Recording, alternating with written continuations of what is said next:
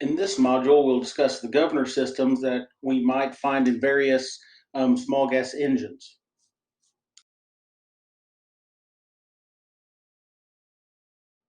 So our objectives for this module are to describe the purpose of the engine's governor. We're going to identify and discuss governor types, talk about governor droop and what that means, and then we'll talk about troubleshooting common problems associated with the governor system.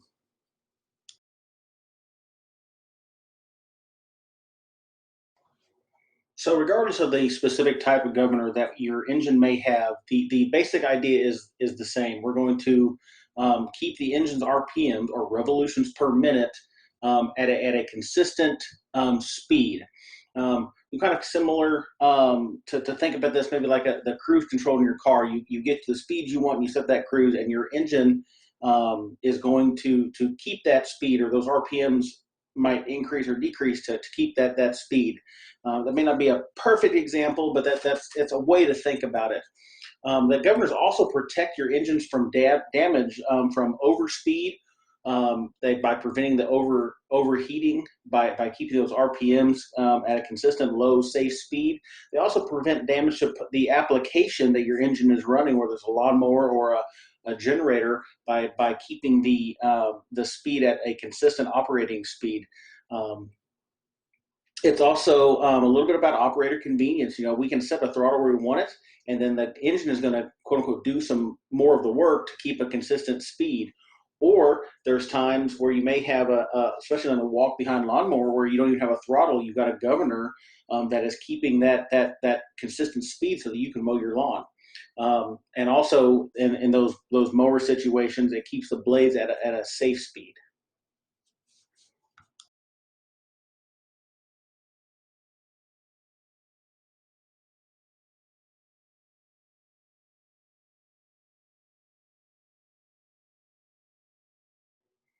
The air vane or pneumatic governor is really common, especially in walk behind or push mowers, as a wider fluctuation in RPMs is acceptable for mowing grass at normal heights. It's not wouldn't be a great application to take an air vane lawnmower and cut overly tall grass or heavy weeds.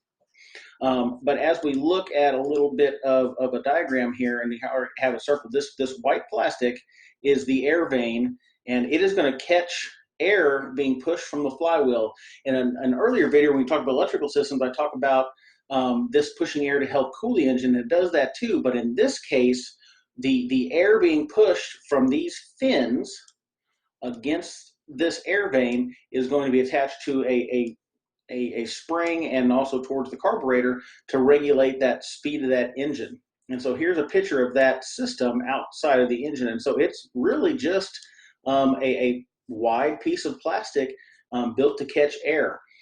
As the engine our engine speeds faster, it's going to push this a little bit harder until it engages the spring tension, and it's going to then slow it down. And as the airspeed slows down, it's going to allow it to open up. So it's going to have a little bit of fluctuation. And again, those push mower or walk behind lawnmowers, that's acceptable.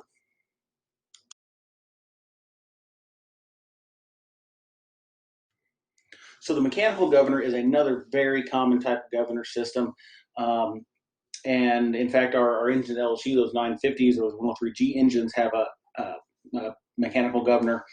And the basic idea is it's attached, a geared mechanism is attached to the crankshaft that helps sense engine speed. And as the engine turns faster, pressure is applied at the throttle, so the engine.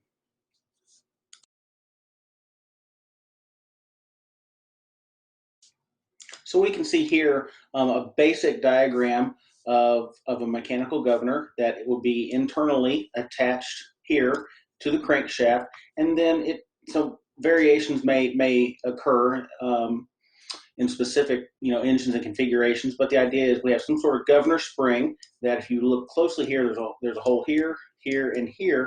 So we can have different linkage settings, and here's the linkage that's attached to the throttle, which is on the top of the carburetor. You should remember that. And so depending on what linkage or hole we have our linkage connected to, we can adjust the top speed of our engine that way. In our particular engines, you can also adjust the speed of the engine in the governor system by changing out the springs, and that's a color-coded system. That you should remember from our parts lesson. The governor spring red was what was on this particular engine, and depending on if we change to blue or green or whatever color code of the spring for different tensions, we can increase or decrease our tops or our operating speed.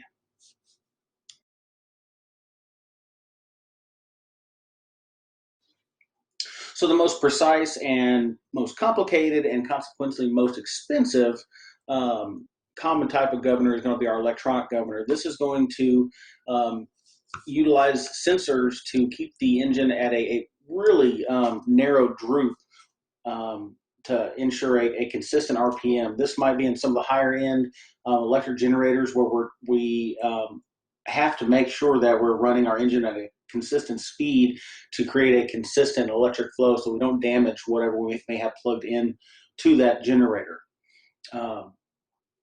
And once again, they're going to be the most precise and most expensive.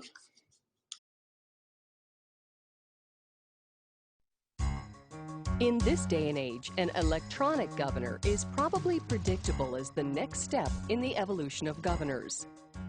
The components monitored and the mechanism of response is much more precise than those already mentioned. A microprocessor monitors the ignition system, basically counting ignition pulses. Fewer or greater causes a signal to be sent to a limited angle torque motor coupled directly to the throttle shaft via linkage. The ultimate effect of this system is an engine with virtually no governor droop. The use of an electronic governor is fairly limited on Briggs & Stratton engines, being fitted on several V-twin Vanguard engines and on a few 3-cylinder liquid-cooled gas-powered engines.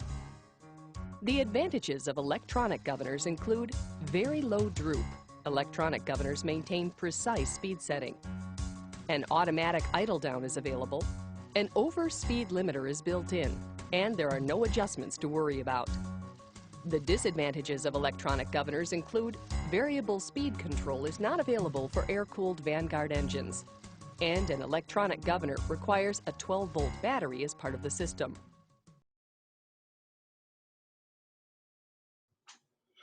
So I talked about governor droop a few times, and it's about time we define that, and that's just going to be variations in engine speed that's due to, it says pneumatic and mechanical governors, or really any governor, so the electronic governors as well. So again, the wider droop is going to be associated with pneumatic governors where a less precise application is needed. Mechanical governors are going to be pretty precise. We can even find those on generator applications, and then our most precise are going to be those electronic governors.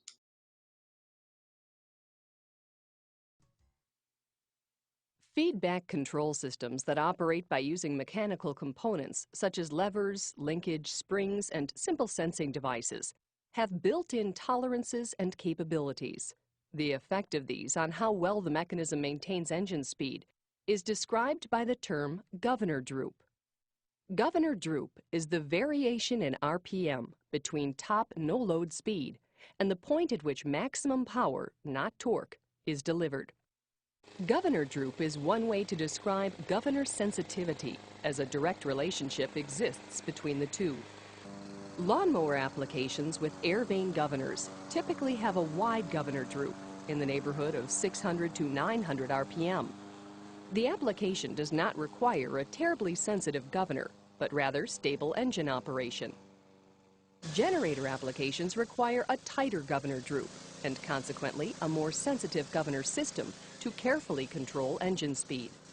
Speed correlates directly to electrical frequency. Unless the unit maintains close to 60 cycles per second, damage may occur to equipment operated from the generator.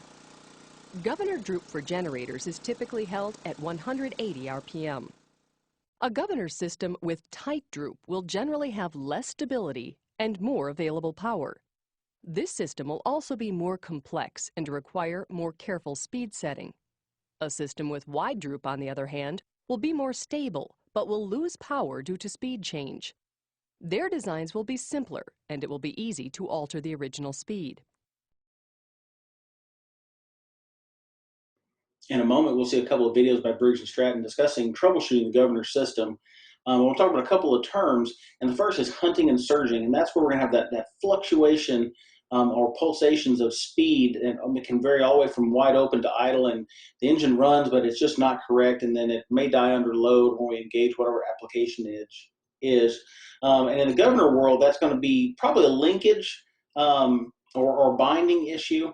However, they discussed it in the video a little bit, but I want to remind you that we talk about hunting and surging in the fuel system as well.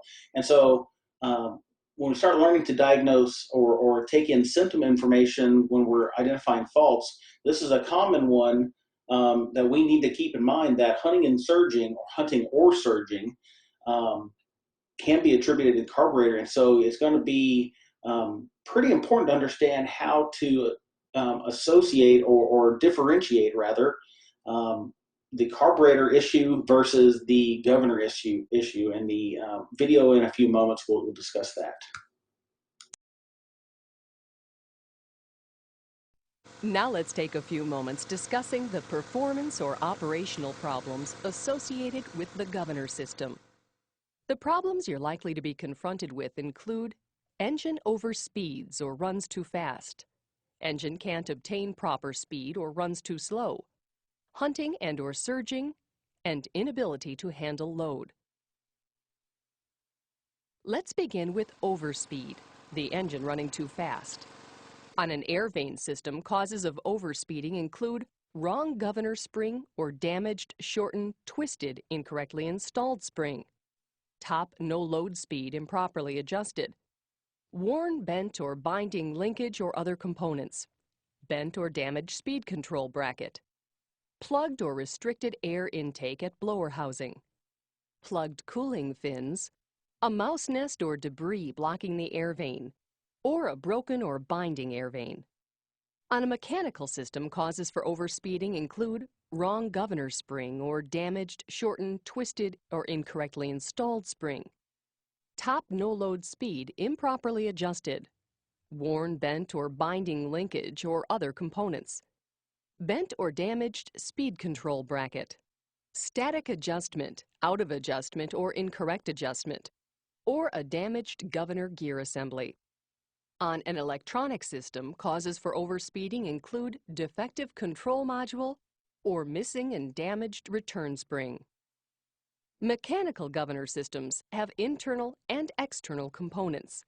It's fairly common to assume, often wrongly, that an overspeed problem is the fault of internal engine components. To examine the governor gear assembly for faults usually requires that the engine be removed from the equipment and disassembled. Follow this procedure to isolate the problem as internal or external. Perform a static governor adjustment. Remove or unhook governor springs. Start engine. Quickly move throttle shaft toward the wide open throttle position. If the internal governor gear assembly is functioning, the throttle shaft should immediately return to idle. The problem will be external. On an air vane system, you should routinely check for a mouse nest or debris blocking the air vane, as well as air guides or baffles missing, allowing air to escape. Hunting and surging are undesirable operational traits that may be attributable to the governor system. Hunting is a quick changing of RPM when set at a given speed.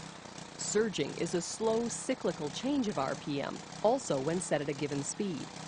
Since both have similar causes, they're generally considered together.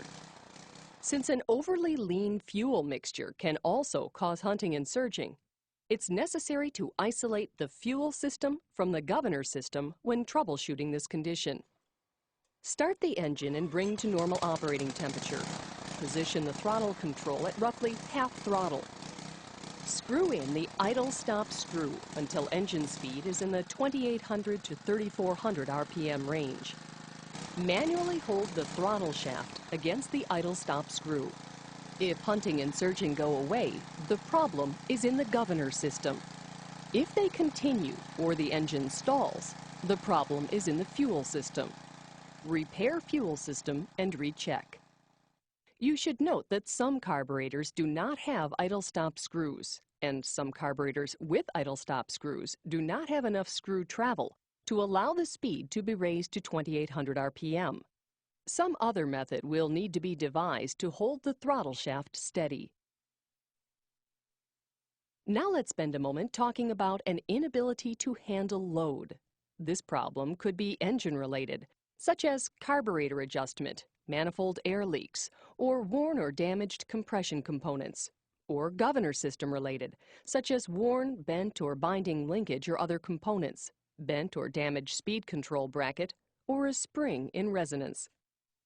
This may be a tricky area to investigate, as a variety of areas may have to be explored, including whether an engine is suitable to power the equipment. For the purpose of this discussion, we will assume that the engine and equipment are properly matched.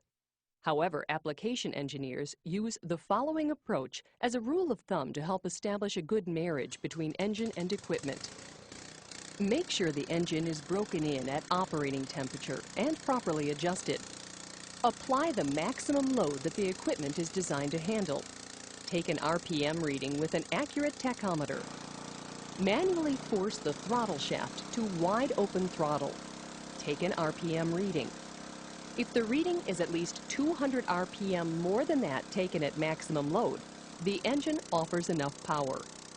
For all types of governors, you should investigate causes such as engine in poor mechanical condition, engine underpowered for load, governor spring broken, wrong governor spring installed or spring installed in wrong hole, worn, bent, or binding linkage or other components, bent or damaged speed control bracket. So we'll end our discussion of the governor systems after a video after this slide that's going to be pretty in-depth about troubleshooting our governor systems.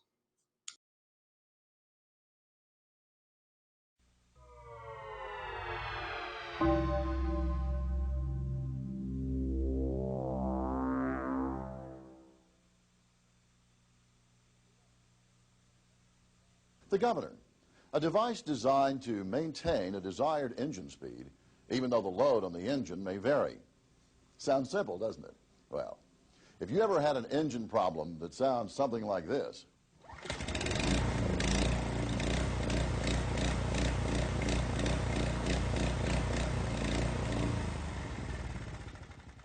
you know that it can be difficult to repair it.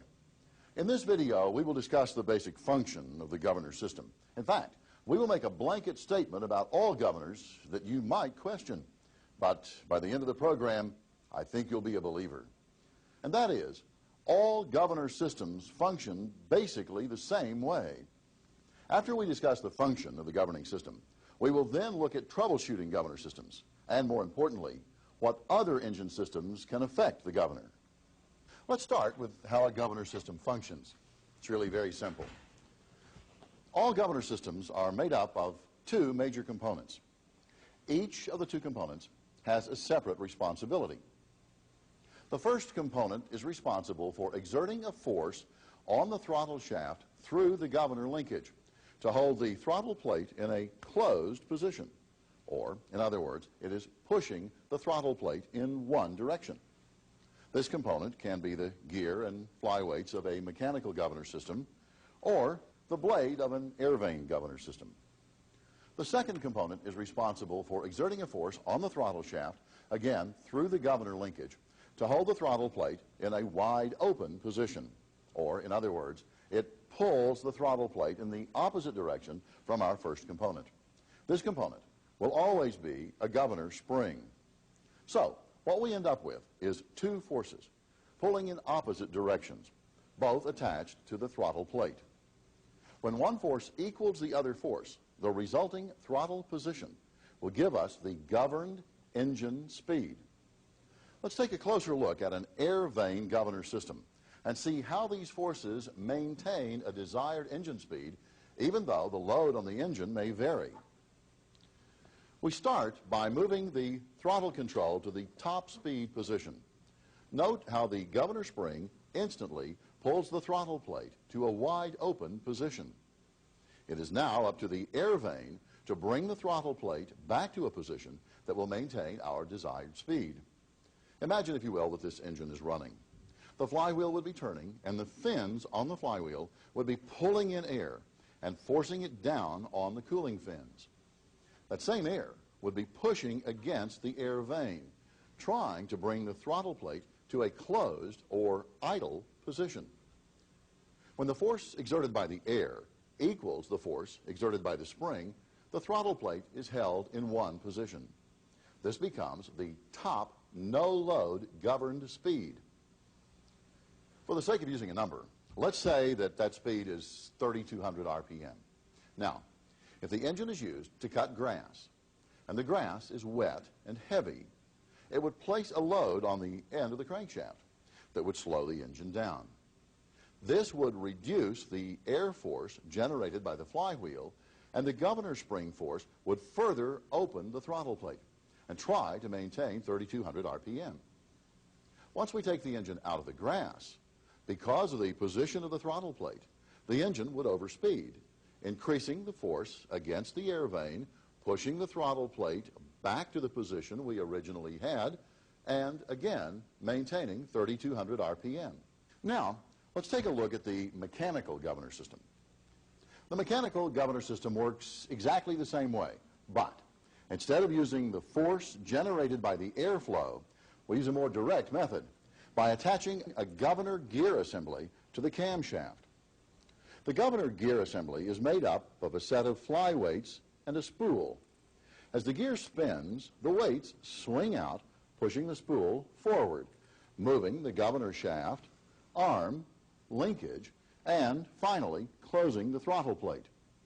The faster the gear spins, the greater force generated by the flyweights. Once again, the opposing force is the governor spring, which is trying to keep the throttle plate in a wide open position. As the load on the engine is increased and the engine slows, the governor spring opens the throttle plate to compensate for the load. Remove the load from the engine and it speeds up, increasing the force generated by the flyweights, which close the throttle plate. That's a simplified explanation of how a governor functions. But keep in mind that the design of each governor part is critical to the function of the engine. Opposing forces generated by the governor system can be as little as a few ounces or as much as 20 pounds. And the slightest change created by a homemade governor link or a non-original governor spring can lead to big problems with the governor system. Next, let's look at the adjustments that can be done on the governor system. We'll start with the air vane governor. On most air vane systems, the adjustment is limited to replacement of the governor spring. Each spring is calibrated to a specific engine RPM. To cut or stretch the spring or bend the linkage will change the RPM, but it will also affect how the engine responds under load. For the mechanical governor system, there are three possible adjustments. The first and most important assures that all the components of the governing system are placed in their proper position in relationship to the throttle. All mechanical governor systems use the same adjusting procedure. Start by loosening the clamp bolt on the governor arm. Next, move the throttle plate to the idle or closed position. Then, rotate the throttle shaft from the closed to the wide open position, and note which direction the governor arm rotates. Turn the governor shaft in the same direction as the governor arm. Then tighten and torque the clamp bolt. The second adjustment is used to adjust top no-load governor speed of the engine. You do this while the engine is running and with the control in the top speed position. By bending the governor spring anchor tab, increase the spring tension to make the engine run faster, decrease the spring tension to slow the engine down. Keep in mind that different engine applications with different top no-load speeds will require different governor springs. When using a service replacement engine, be sure to follow the remove add recommendations for governor springs. If you don't, you may be able to get the engine to run at the right speed by bending the tab, but it may not respond properly under a load. The only exception to our second adjustment is mechanical governor systems with multiple holes in the governor arm. In this case, you would change the governor spring location in order to change the optimum speed range of the governor spring. Our final adjustment is used on engines equipped with governed idle. The procedure, again performed with the engine running, consists of setting the fixed idle or throttle stop screw on the carburetor to the recommended RPM. Then, bend the governed idle spring tab to adjust to the proper governed idle speed. Now that we've covered how the governor system functions and the proper adjustments, let's look at some of the problems you can encounter with the governor system. The first and most common governor problem is overspeeding. On an air vane governor system, start by inspecting the cooling system, making sure there is no debris, restricting the cooling air either on the outside of the engine or inside on the cooling fins. Next, make sure all flywheel fins are intact. Missing flywheel fins will reduce the airflow to the engine's cooling system and the governor air vane. If the cooling system is okay, move the throttle control to the idle position and gently move the air vane back and forth from stop to stop. There should be little or no resistance felt throughout the entire range of movement. If there is, identify the point of resistance and take whatever corrective action is necessary.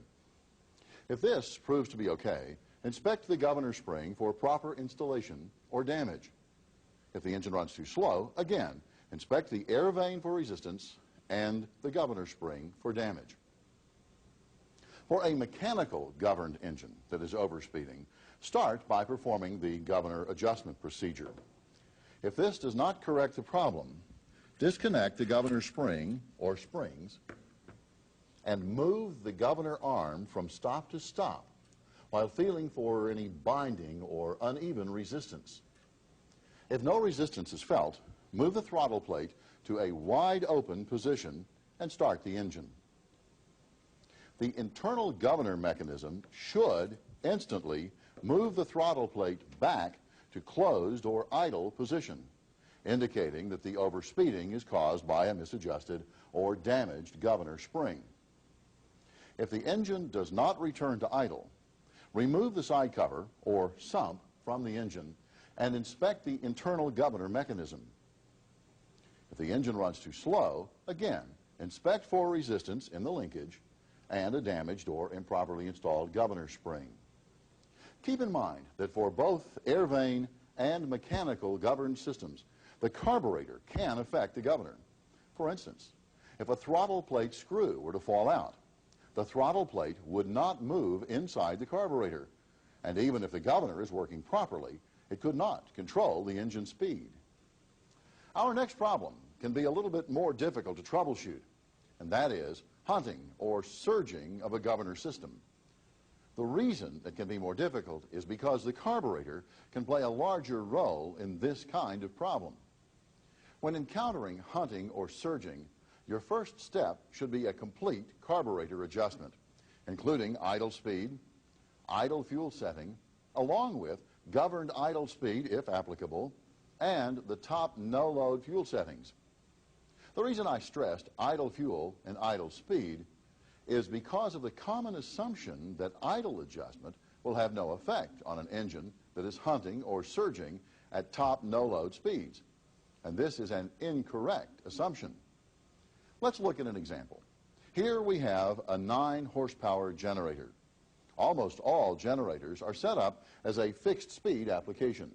That is, when you start the engine, it runs at top no-load speed until the engine is shut off.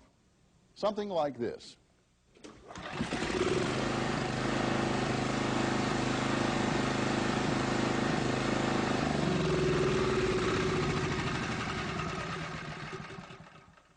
Did you notice how unstable the top no-load RPM was?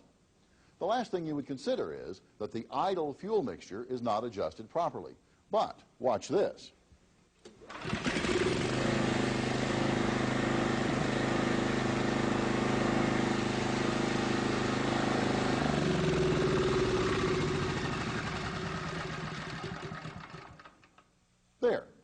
I adjusted the idle fuel mixture and the top no-load RPM leveled off. What should be done at this point is disconnect the fixed speed adjustment and bring the engine down to an idle. Adjust the idle RPM and fuel mixture, and on this engine, adjust the governed idle speed because the engine is equipped with a governed idle spring, and the spring will have an effect on the main governor spring when the top no-load speed adjustment is made. Let's take a closer look at why the idle fuel mixture can affect the top no-load governed speed of an engine. Notice on this graph, the wide band of color represents the total throttle plate movement from closed to wide open throttle. The solid line represents the throttle plate position of an engine running at 3,750 RPM under a no-load condition. The dashed line shows the position of the throttle plate when the engine is under a sufficient amount of load that it is no longer using the idle circuit in the carburetor.